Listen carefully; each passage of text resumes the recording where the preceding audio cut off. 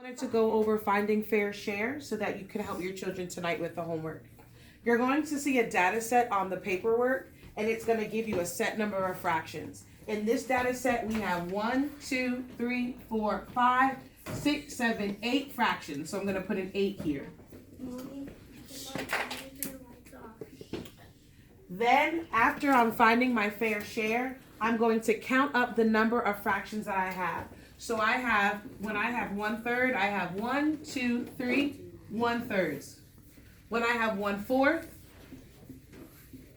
I have 1, 2, 1/4. We need all van riders in the cafeteria at this time. All van riders in the cafeteria at this time.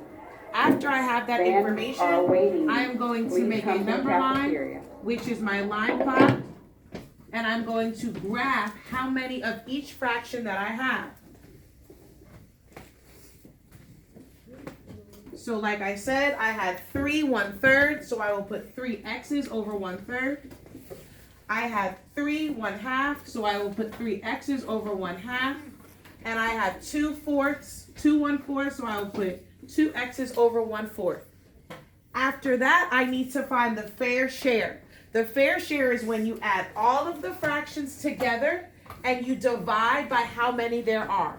So I see that I have 2/4 here, plus 3/3 plus 3/2. I cannot add those fractions the way that they are because they do not have common denominators. So I will find a common denominator. All 3 of these numbers go into 12, and so I will make them have a denominator of 12.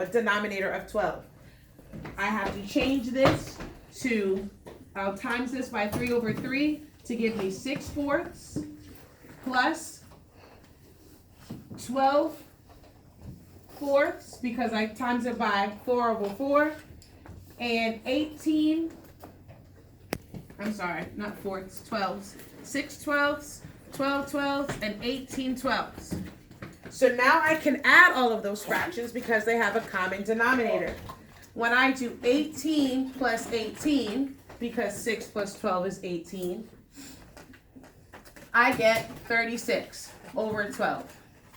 Now that I know how much I have in all, I now have to divide by the total number of fractions, which is 8. So I do 36/12 divided by 8. When we divide fractions, we have to follow a keep, change, flip. So I'm going to keep this fraction the same. I'm going to change this this division symbol into a multiplication symbol, and I'm going to flip this fraction over and then multiply across. That will give me 36 over 96, and then I simplify. Both of these can be divided by 12, so that gives me 3/8, and that is my answer. Okay, you can stop.